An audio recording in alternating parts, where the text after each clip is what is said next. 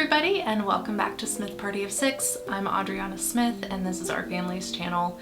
So today I want to break down all of the books that I have read so far in 2025. This one could get long because I really love books. So if you want the TLDR version, I did upload a short reel over on Instagram, and actually I think I put a short up on YouTube too. So you can check those out. Also, if you're not following me on Instagram, go do it. Really, Instagram is something that I've neglected, and so now I'm actually trying to post there a little bit more often. Now, you may be asking yourself why I have decided to put this book video on a channel that is usually about homeschooling. If you saw a while ago, I did make a separate channel where I wanted to be able to share about books and things because I'm not passionate only just about my kids learning and reading good literature, but I'm also passionate about reading myself, and I'm a very eclectic reader, as you'll see here in a minute. But honestly, just running two channels wasn't really gonna work out. I have limited time to record videos anyways, so if I'm gonna do it, I wanna share it here with you guys. So we're just gonna talk about books here too. And I feel like a lot of homeschooling moms out there are also readers themselves, so it should be fine. So the first book that I actually finished this year was The Midnight Library by Matt Haig. Don't know if you guys have heard anything about it, but I had seen other people post about it on like Book Talk and BookTube, and it sounded like a book that was right up my alley. So this one is just like a general fiction, but it also has a lot of sort of like magical realism or like sort of fantasy-ish elements to it, but set in our real world. As far as trigger warnings go, the premise of this book is based on someone unaliving themselves. And so if that's a trigger for you, you may want to avoid this one.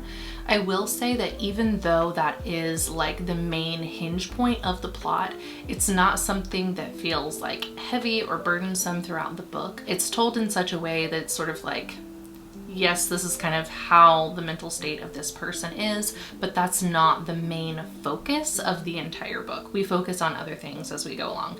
And also, me saying that is not a spoiler because right at the beginning you start getting a countdown of how long it is until she attempts to do this thing. So if you don't know anything at all about this book, you haven't heard anything about it ever. It follows a young woman named Nora Steed. She is at her breaking point when we meet her, kind of like I just mentioned, and we watch as she loses the last bits of hope or feelings of purpose, and she decides that she is going to go ahead and unalive herself. And that's really where the story kind of starts to take off, because when she does this, she finds herself in this strange place called the Midnight Library. In it, there seem to be an endless number of shelves, and they are filled with all of the different possible versions of her life based on different choices that she made along the way. Some really big choices, some little choices that may have seemed absolutely insignificant at the time, but these are all the possible different versions of what would have happened if she chose things differently. And she actually gets to go into and explore each of these different realities of what could have happened. So this book is really reflective and imaginative, and it's really focusing on regrets and different choices that we could have made along the way, which I think that we all have those things. We all have regrets. At least I do. I'm not a no regrets girly. There are definitely areas of my life where I look back and I can see that I was at a crossroads point, and sometimes you wonder like what would have happened if you chose even one thing differently. Some bigger things you might be able to guess the type of life that you might have now, which a lot of those I'm really glad that I avoided. But then there's other things along the way that you just kind of wonder, well, what if I had stuck with doing this thing? I'm a person who has lots of different interests, and so it's like I can kind of be all over the place sometimes, and I kind of wonder, oh, what would have happened if I would have went this direction instead, or if I would have studied this in school instead, or if I would have done this or this or this. So it was really fun to explore Nora's possible different outcomes through this book. It really kind of like scratched an itch for me, but it also has lots of hope for the future and the choices still to be made too. So at the time right after I read it, I ended up giving this one a 5 because I was just feeling all the things. And I can kind of be like that. Like when I'm in the midst of a book, I might rate it like really high, but then after I've given it time to settle, then I might kind of change my mind. So this one, it went from a 5 to a 4. And my rating system, 5s are like my favorite books. 4s are still ones that I really love and enjoy. 3s are like, yeah, I liked that. 2s are more like, it's okay, and 1s is like a waste of paper. I think that there's only been one book that I ever read that I actually was like, yeah, that was probably a 1, and that was last year actually. But with the Midnight Library, I definitely settle on a strong 4. So after I was done with that story, I had picked up Quiet Places, Warm Thoughts by Jeanette Oak. This one is a collection of short stories and poems. They're all fiction. I think maybe there was one in here, either a story or a poem that was based on something in her actual life, but the rest of them were all fiction. And I definitely felt from this one that it could have felt like really cozy. It was something that I wanted to be able to just like curl up with some tea on like a cold winter day. Through these stories, I can definitely get this sense that she was trying to invite people into the beauty of simplicity or just simple life moments. I will say, however, that there were some things that just came off as trite and didn't like really connect. So even though this was a really short book, it ended up taking me longer than some of the other longer books that I read just because I really was not interested in it. The characters just felt a little two-dimensional to me, especially against the backdrop of some of the other types of books that I like to read where everything feels very three-dimensional. It feels like it could be a biography about a person's life with some of the stories. Quiet Places, Warm Thoughts just kind of missed the mark for me. At the time, I think I gave it a 3, but now I would probably give it a 2.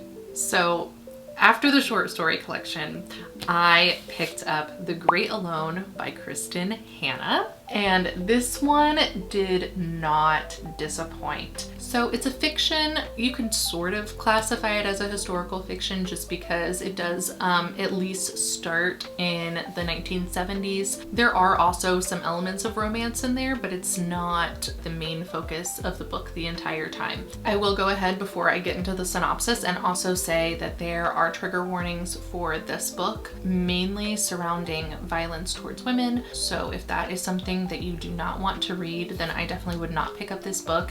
This one is incredibly gritty and raw and feels super honest. And unlike the last book that we were just talking about, this one's characters actually stand up. So in The Great Alone, we are following a young girl named Lenny Albright. She and her parents, Ert and Cora, all end up moving to the Alaskan wilderness. They're really struggling in the beginning of the story when we first meet them, and the thought is that this is kind of like a fresh start for them. It is actually her dad's idea, and he can be a very erratic man, so he decides that Alaska is the answer to all of their problems. And really, for them, it does start out as kind of an adventure. But Alaska has really long winters and it has a really harsh terrain. There's also a lot of isolation. So it really becomes kind of more of a test of their endurance. And as the story continues, we start to see some cracks in that really fragile hope that they started out with. But overall, in this one, Kristen Hanna really delves into the emotion of fear and of love and also of what it means to truly be free. It was absolutely incredible. Like I said, the characters felt so real. Even ones that you might consider more minor characters were very fleshed out. The setting was very fleshed out. We follow Lenny for a good chunk of her life. She's a young girl when we first meet her, and we follow her all the way into adulthood. So we really get to see this character grow, and none of it felt out of place whatsoever. It truly feels like you are reading a biography of someone's life. And for all of those reasons, I gave it a 5, and it still absolutely deserves that 5. It is hands down down one of my favorite books that I have ever read. Okay, my next read of the year is my second Emily Henry book that I've ever read, and it is called Book Lovers. So this one's a contemporary romance. I don't really think that there are any trigger warnings in it, but I will say that if you're someone who tries to avoid books with any spice, there is definitely some spice in here. It's not the whole point of the plot, but it definitely becomes part of the story later on. So in Book Lovers, we are following another Nora, not Nora Steed this time, Nora Stevens. She is tough, she's no nonsense, and she's a literary agent. She loves the city and she thrives there. When we first meet her, I think it's actually during the breakup that we meet Nora. And it sort of has become a pattern in her life, almost like a joke, that the men that she dates end up finding their fairy tale with someone else while they're still with her. And a lot of times it follows kind of the same nauseating tropes that are in the books that she reads. So this story actually ends up poking fun at a lot of different romance tropes as we go along the way, which is kind of hard to do in an actual romance novel that is trying to pull you in and make it a believable romance. But at the same time, it's something that Emily Henry, I think, did really, really well. So anyways, her sister ends up convincing her to go on a trip with her to this small town for some much needed rest. And while they are there, she runs into Charlie Lastra, who is a book editor who she knows from the city. So they keep crossing paths, and that's really how our story unfolds. This is another author who is very, very good at making her characters feel believable. Actually, I want to read you my review on Goodreads that I gave this book. I wrote it pretty much as soon as I had finished with it. I said, gah! So many things about this novel are just excruciatingly perfect. Not in the fake story kind of way, like not like a Hallmark type of thing, but in the way that rips you apart just to stitch you back together again and fill you to the brim with joy for characters who feel like real people you've come to love. So close to 5 stars. The sexual tension and eventual spice was just a bit too much for me, but otherwise, goodness, this was such an enjoyable read. That ending to my review is pretty much my note for any Emily Henry book, I feel like. You know, like the whole 2 that I've read so far, but I just feel like that's how most of her books are gonna be. I really, really love the books. Like, it seriously came so close to being 5 stars for me just because I really like the way that she writes. She is really, really great at just like bringing you on this emotional ride and getting you totally invested in these characters. But the tension and the spice really end up bringing it down for me. Even though it's not the plot of the book, it's sort of like, I don't know, probably like halfway through or so, you really start feeling that tension building. And I don't know about you, but for me, I get really immersed in the things that I'm reading. And so when you're like in the book, basically, like you feel like you could be the main character. You are feeling everything along with them. When it gets to all that tension and spice, like, calm down, girl. I just needed it to be a bit less. So for that reason, I gave Book Lovers 4 stars. Next up, I did my first Abby Jimenez book. So lots of people talk about her romances, and it's something that I've definitely been interested in. I just haven't picked any of them up yet.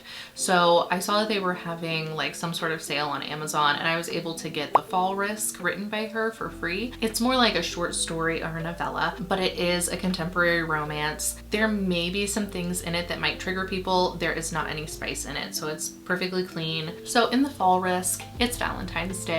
Charlotte, who is our leading lady, is in full-on defense mode. She has bear spray and everything, and she is holed up in her apartment because unfortunately she has had a stalker incident recently. Seth, our leading guy, lives across the hall, and he is very freshly divorced. So they live on the 2nd floor of their apartment building.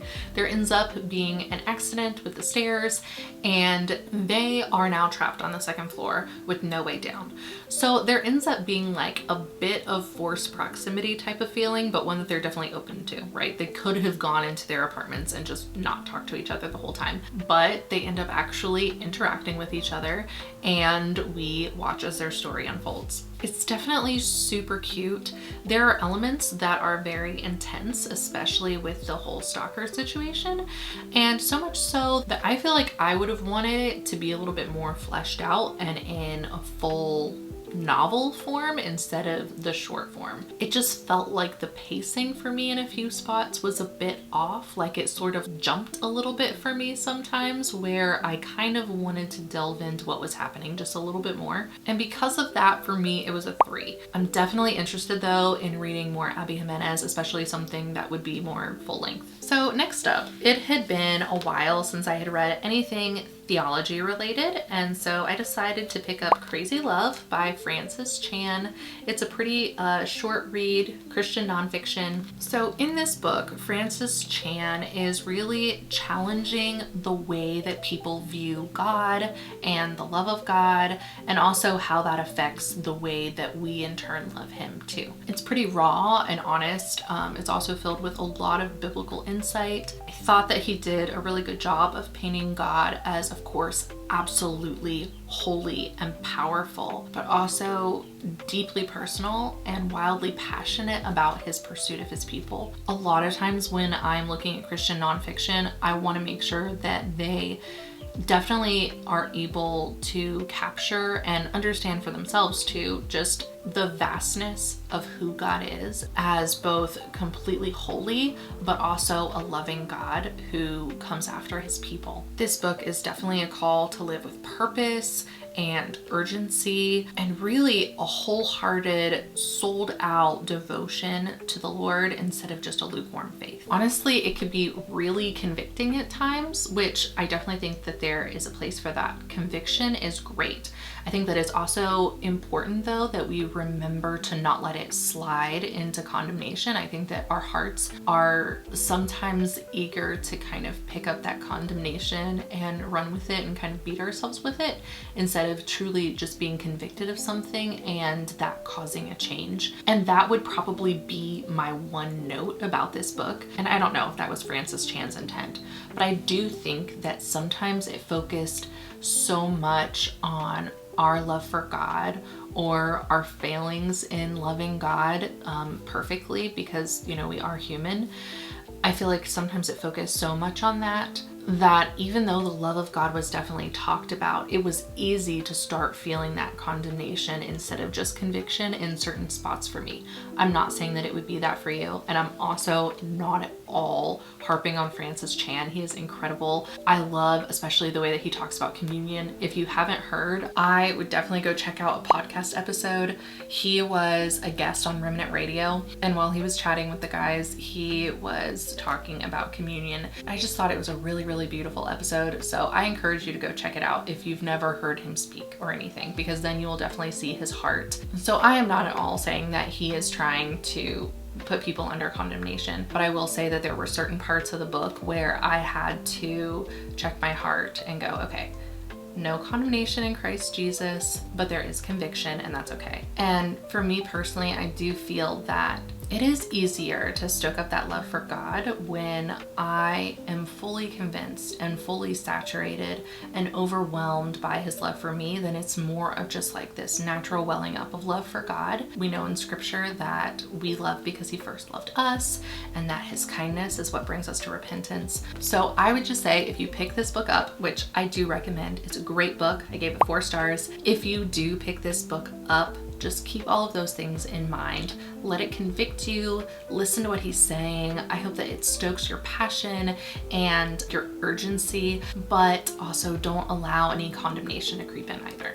So the next book that I read, I don't have a copy of. I listened to the audiobook version that had the author herself actually reading it. So it was Find Your People by Jenny Allen, another Christian nonfiction. So even though we live in a very connected world, a lot of times it can actually feel more disconnected than during the eras of time where they were less digitally connected. So in Find Your People, Jenny Allen is really exploring how to build that deep and intimate friendship and connection that we're all actually longing for. The book is really like a blend of a lot of her own personal stories, also biblical wisdom, and then she gives a lot of practical advice too for how to actually go about doing this, which I really liked, because a lot of books like that, they just end up telling telling you the why. They might throw in a few ideas here and there, but she had dedicated space in each chapter to make sure that she gave you lots of ideas for how to actually walk this out in your daily life. So the whole focus of this book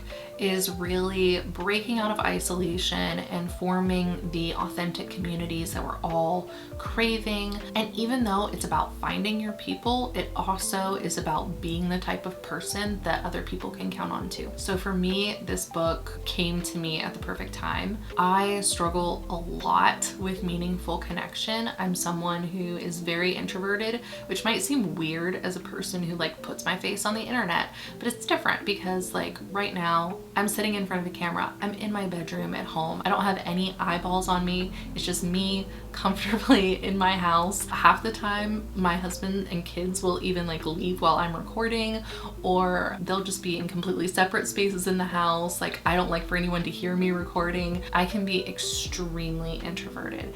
And so if you meet me in real life, it's probably going to be a little bit of a different experience than when you're watching my videos. And not because I'm trying to be like fake in one or the other. It's not that. It's just I'm comfortable when I'm sitting here, even though there's a camera, while I'm not necessarily when I'm in front of other people. It's just a lot harder for me. I am super thankful for any of the friends that I have because honestly, it's just been either extroverts that decide to adopt me or my husband's friends who have decided to adopt me. Otherwise, like I would not just go out naturally and try to make friends on my own.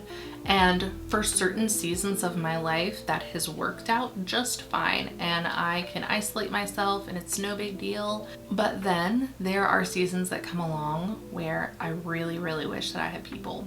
And over the course of the last year, there were times that got pretty dark for me, and I definitely found myself craving community, not in like that misery loves company way, but because I didn't want to feel the way that I was feeling, and I knew that I needed people instead of just feeling alone. I was really thankful that I already have that built-in community, friends that we meet with on a regular basis, so I wasn't just completely starting from scratch. If you can relate to any of that at all, I would definitely encourage you to pick up the book and read it or listen to it. It was great to hear her reading her own words too. And I would really, really encourage you to not isolate. I know that as introverts or as people who feel awkward or feel like we have to mask around others all the time, maybe people who have went through trauma, who have been hurt, who have been rejected, it can be so hard to want to put yourself out there and to find like true, authentic, meaningful connection, because then it's not just that they see all the good, then they see any of your messes too. And that is so tough, especially when you're someone who's dealt with rejection before, because it's just like you are waiting for the other shoe to drop. However, we were meant to live in community with other people. We weren't made to do this alone.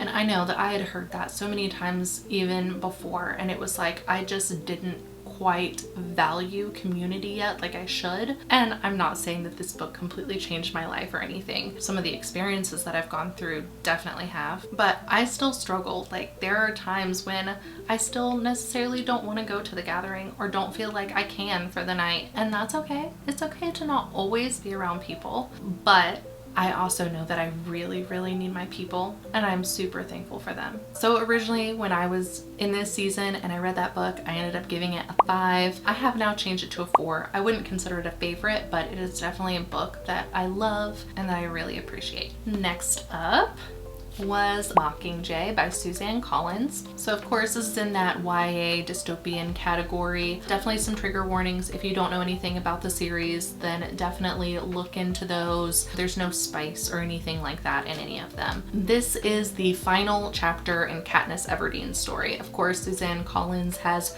2 other books that are outside of the main trilogy, but this wraps up the main trilogy for us. So I read The Hunger Games and Catching Fire last year, and then The Mockingjay this year. If you don't know anything about the story at all, like not just the 3rd one, but if you don't know anything about Hunger Games or Catching Fire, you can just like close your ears and la la la, or skip to the next part in the video, something, because this will kind of give spoilers for things that have happened before, not anything in this book itself. So in The Mockingjay, Katniss is now a reluctant symbol for the rebellion. The capital definitely tightens its grip in this one. War ends up escalating, and Katniss faces some extremely difficult choices. Her strength is tested, her loyalty is tested, even her identity itself is tested. And while the other books in the trilogy were really more focused on survival, this is past that kind of hinge point that happens in Catching Fire, where it's no longer just survival anymore. Now it kind of shifts over into revolution. The people have decided to fight back. I have said it before about the other books, but I love being in Katniss's head for these. It's a different experience than the movies. Even though the movies are pretty true to the books for the most part, it's still just so different actually reading it and being inside of her head, knowing all the things that she's thinking when she's thinking them. I really love a satisfying ending, and this one feels right. I've really enjoyed Suzanne Collins' writing, and so I'm really excited to read Ballad of Songbirds and Snakes and Sunrise on the Reaping. So I originally gave this one 5 stars. I kind of teeter back and forth between like a 4 and a 5 now. I'm trying to think, would I actually consider this one of my favorite books that I've ever read? I don't know. I mean, maybe the story as a whole, definitely. I think that it's an important story and that it's sort of like a modern day classic. But at the same time, would I put it up there with like the 6th Harry Potter? I don't know, probably not. Either way, it's a great book. Next up, we've got The Hobbit by J.R.R. Tolkien. Of course, this one is high fantasy. I wouldn't say that there are any trigger warnings. There's definitely no spice or anything like that in it, so fully clean. If you don't know anything at all about The Hobbit or The Lord of the Rings, in The Hobbit, we are following Bilbo Baggins. He's a quiet hobbit. He has no taste for adventure whatsoever. He loves to sit at home and smoke his pipe and have excellent food, and for his days to be fairly predictable. But he is swept up into an epic quest by Gandalf the Wizard. He ends up traveling with a band of dwarfs through the forests and the mountains and the hidden places of Middle-earth. I absolutely love his world building. It's exquisite. And along the way in this story, Bilbo finds his courage and he realizes his cleverness and that maybe there's more to him than what he originally thought. So it is a classic story of unexpected heroes and also the power of stepping outside of your comfort zone, which really speaks to introverted me. I personally enjoy The Hobbit more than the main trilogy. I think that I just like the pacing of it a little bit more. It just doesn't seem to drag as much as the Loder trilogy did for me. Also, if you have never listened to the audiobook version by Andy Serkis, even though we have the hard copy, I was actually listening to the Andy Serkis version instead, and it is incredible. I loved his voices. It was just excellent. I definitely give The Hobbit 5 stars, and it deserves all 5 of those stars. Next up is probably one of the quirkiest books that I've ever read. My Grandmother Asked Me to Tell You She's Sorry by Frederick Backman. This is like contemporary fiction. In this story, we are following 7-year-old Elsa. She doesn't quite fit in at school, but her grandmother, who is super bold and eccentric and loud and always says and does exactly what she's thinking, she is her absolute hero and her best friend. They have created this secret code between the two of them in this very imaginative fairy tale kingdom where being weird or different is actually celebrated. And because of these stories about their kingdom that her grandmother tells her, we see Elsa's resilience. She actually uses the things that she learns in the stories to help her while she is navigating in the real world. And it deals with really heavy topics too. Grief and tragedy, violence, and also the evil that exists in the world. For all of those reasons, I would definitely say that there is a trigger warning. However, all of it is done through a more childlike perspective since we are in Elsa's mind. So I think that it really handled all of it beautifully. There's a lot of whimsy and a lot of heart in this one. I definitely recommend checking it out. There's actually a spin-off story associated with one of the characters in this one, and it's called Britt Marie Was Here. Even just reading the title itself makes me kind of tear up. So that's one that I definitely want to check out eventually. I originally gave this one a 4. I would probably teeter between a 4 and a 3, Like, do I love it or do I like it? I don't know. Either way, it's a good story though, and you should check it out. The next one that I finished this year anyways. So I had started the first Wing Feather book last year with my kids. We were listening to the audiobook narration. Again, it was the author actually reading the book. I definitely recommend it. It was a lot of fun. However, they finished the last few chapters without me. And so I just never went back and actually finished reading it. But I finally did earlier this year. This is a middle grade children's fantasy. There's no triggers, no spice, of course, nothing like that. This series was written by Andrew Peterson, who also wrote the song Is He Worthy? I don't know if you know that one. He's written other music and stuff as well, but that was the main thing that I knew him from. He also has adult books too. I've not checked any of them out. I think one of them is called God of the Garden that I was interested in reading, but I just haven't done it yet. They've also made the book series into a television series on Angel Studios. So if you're interested at all in any of that, you should check it out. I will say it's a bit different, but the main plot points are the same so far anyway. So this series is set in the land of Erwiar. And we are following three siblings, Janner, Tink, and Lily Igaby, and their family. They live in a world that is ruled over by fangs, who are snake lizard-like creatures and really tyrants who make the world incredibly dangerous for the humans who live there. But in this story, secrets begin to surface, and you begin to see that maybe there is more to the Igabys than what meets the eye. The children definitely find themselves in an adventure that is much bigger than what they could have imagined. I love the themes of courage and family bonds in this series. It's told in a really beautiful way in some parts, but also a funny way. He incorporates a good bit of humor, so it's not something that is stiff or boring. It was entertaining for the kids and also for me too, which to me, that's the mark of good children's literature. When adults actually enjoy it too, then you know it's a good book. The world building is fantastic. It sort of in some ways feels a little Narnia-esque. This was actually my oldest son's first book series that he really latched onto, and it became an immediate favorite for him. And now that I've gotten to read at least the first one too, I can definitely see why. So I ended up giving this one 4 stars, and it definitely deserves it. The next book that I read was one that I borrowed from a friend. She had read it in her book club and thought that I would enjoy it, so she passed it along. It's The Frozen River by Ariel Lawhon. I don't know if I said her last name right, but it's a historical fiction set in the 1700s in Maine. In it, we are following Martha Ballard, who was a real historical figure. She was a midwife and a healer. The story does deviate just a little bit from the actual true events, but I will say there's a really good author's note at the end of the book that kind of helps you parse out what things were changed or condensed or anything like that for the book. So during her life, Martha kept extremely detailed journals of everything that she witnessed.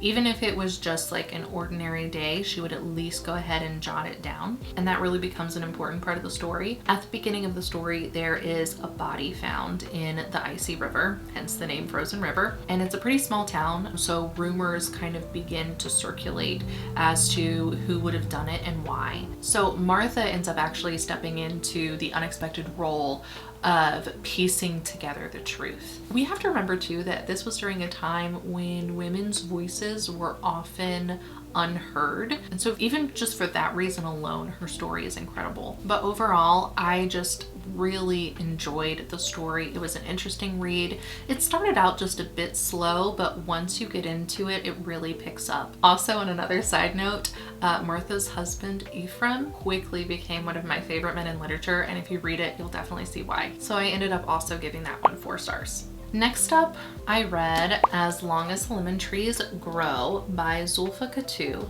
If I butchered that name, I am sorry. So this is one of the ones that I decided to read to connect with other cultures beside my own. That is becoming extremely important for me, and also in our homeschool too. In the next year, we are going to be reading lots of different books that are from other cultures and starting to kind of build a bit of cultural empathy. So this is a fiction. There is a bit of romance in it. It's also set during a war. There are definitely some trigger warnings that would go along with this. spice. There's no spice. It's incredibly clean in that regard. So in this story, we are following Salama, who is a young pharmacy student, and she lives in war-torn Syria. In this story, she really finds herself being torn very often between survival and resistance. She's haunted by the trauma of her past, and really it's kind of an ongoing trauma. She is working at the local hospital, even though she feels completely unprepared and unqualified for the role, but because she's willing to step up. And so she is still continuing to deal with and see absolutely horrific things every single day. She also battles an inner voice, literally a literal inner voice, who is constantly pushing her to flee, which is something that she has a lot of guilt over even thinking about. We really get to watch her as she is dealing with love and fear and trying to make choices that most of us could never fathom. And while this is a fiction, it's based on true events. It's based on things that people in the world truly go through that I don't think that we can really grasp in the lives that we live here in the US. The story is full of lots of poetic writing, a lot of raw emotion, and it's really a window type of book. It gives us that glimpse behind the headlines and allows us to actually think about the people who are going through these things. So overall, I gave this book 4 stars. I absolutely stand behind that, and I recommend it to anyone who's interested. Next up is Blood Over Bright Haven by M.L. Wang. So first of all, this one is a fantasy, kind of like with some dark academia thrown in there. I wouldn't necessarily give it any trigger warnings, and there's no spice or anything like that in it. So in this book, we are following Siona.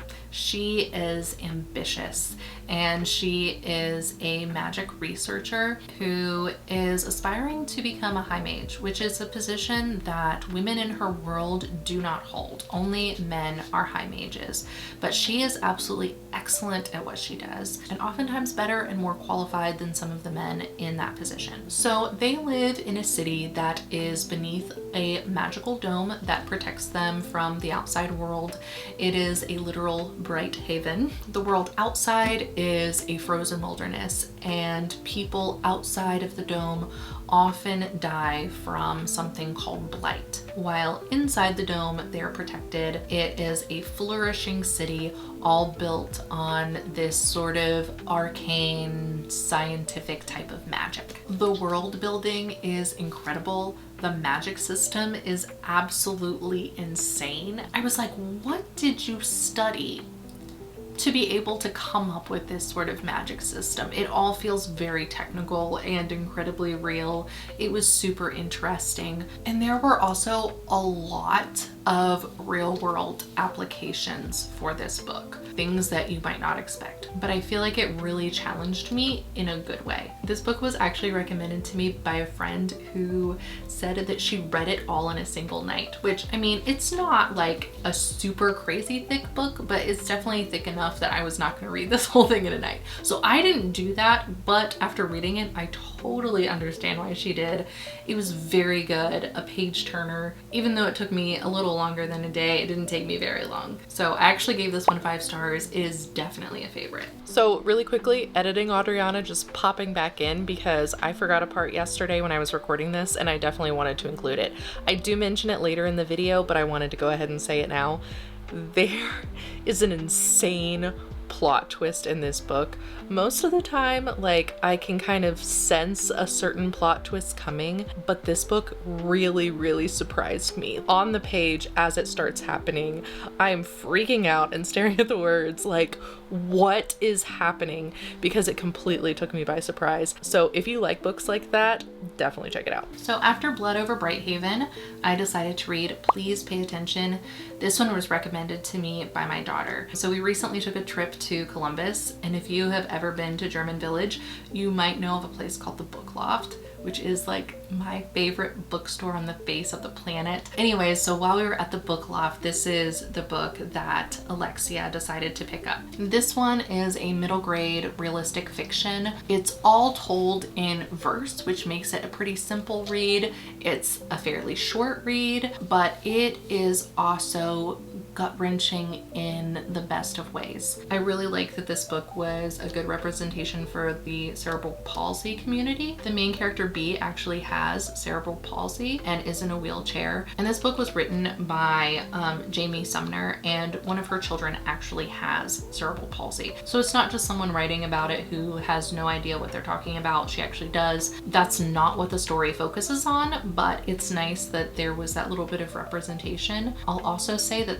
this book is really good for being honest with middle graders about mental health. Again, that's not even necessarily the main focus of the book, but throughout the story, our main character does struggle with grief and fear, and being able to overcome the things that have been born of this trauma that she has been through. And it talks about it in a way that is accessible for kids that age, which I know in my own personal life, I started dealing with depression and anxiety when I was 12. It can often start really young. So to have something like this that talks about it without being preachy, without that being the main focus of the book, I think is really important. So B. Coughlin is an 8th grader and she has cerebral palsy. She is adopted by her mother, who was a nurse, and B's world is really separated into two halves. Everything that came before and everything that happened after a school shooting.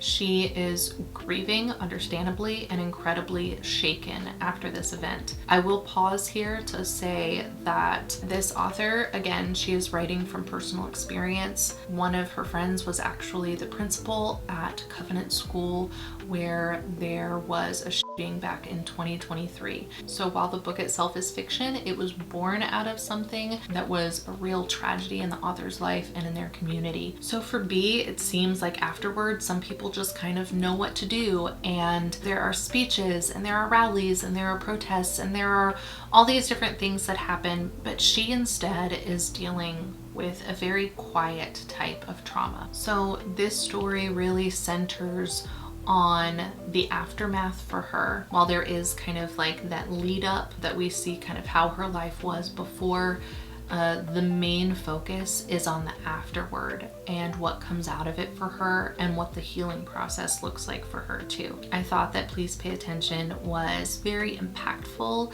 very thoughtful, and again, I just want to continue with my kids and with myself to build compassion and empathy for stories that are not our own. I gave this book 4 stars.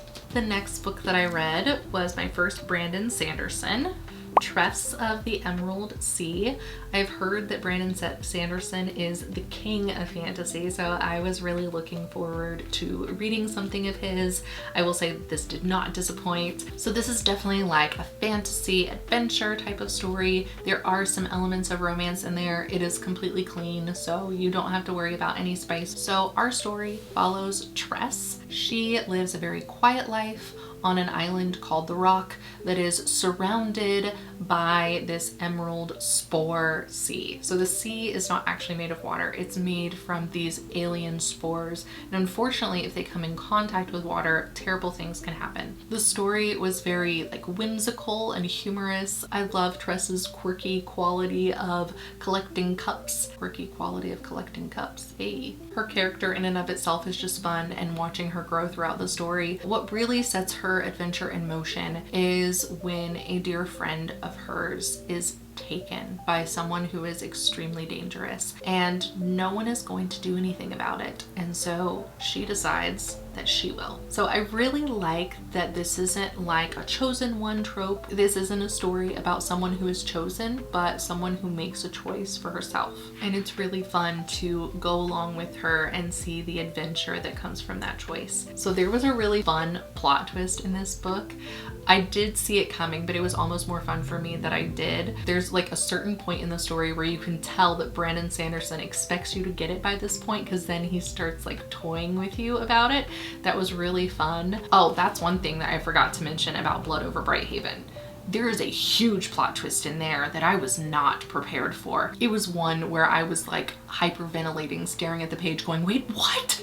Because I was not ready for that plot twist whatsoever. This one I actually was. It was a lot of fun. I enjoyed it. As far as the star rating goes, this one is actually a flip-flop for me. So usually I start off high and go a little bit lower. With this one, I originally gave it a 4, but honestly, I think it deserves a 5. I would call it probably one of my favorite books. It was just so interesting. The world building was so incredibly different than anything else that I've ever read. I think that Brandon Sanderson is super creative and he knows how to write well while also writing in a lighthearted way that really came through in this book. So yeah, I definitely give it a 5. Nearing the end here, we just have 2 more. So the next one that I completed was The Two Towers, again by Tolkien. This was another one that I listened to the Andy Serkis narration. Just like The Hobbit, this is a high fantasy. There aren't any trigger warnings, spice, anything like that to worry about. So if you don't know anything about this story, this happens after the Fellowship of the Ring. At this point, the Fellowship has been broken. Aragorn, Legolas, and Gimli are in pursuit of Pippin and Merry, who have been taken by the orcs, and now it's just Frodo and Sam who are headed to Mordor. In this installment, we also meet Gollum. Per usual, there are rich battles and ancient kingdoms, and of course there's that rising darkness, and really each of our characters is tested based on the path that they've chosen. I do think that I liked The Two Towers more than the Fellowship of the Ring. It still, for me, felt a bit like draggy, but overall, of course, I love the story. It is an absolute classic, so I ended up giving it 4 stars. And last but not least, don't judge me for this one, okay? So recently I decided to reread the Twilight Saga. I have just made it through the first one so far. I just finished it I don't know, like a couple days ago, I think. So if you don't know, Twilight is written by Stephanie Meyer. There are 4 total books in the main series, but there are also a few spin-off books. I have one of them, which is Midnight Sun, which is Twilight but told from Edward's perspective. So I've never read that one. I am interested to read it. I don't know if I should do it next or if I should go ahead and finish out the rest of the series and then go back and read Midnight Sun. I'm not really sure. This is a YA supernatural romance with vampires. It centers around Bella Swan, who moves to the town of Forks, Washington, where it is always kind of gloomy. There's not a whole lot of sunlight there. She moves there to live with her dad. She normally lives with her mom and just sees her dad occasionally, but her mom has recently gotten remarried and she's traveling with her husband. He is like a minor league baseball player, and Bella doesn't want her mom to have to worry about anything, and so she decides to go and live with her dad. She really doesn't expect much. It's Forks. There's not a whole lot to do there. So she is very pleasantly surprised when she meets Edward Cullen. The book gets very intense in several parts. In some parts it's like cringy how quickly it gets intense.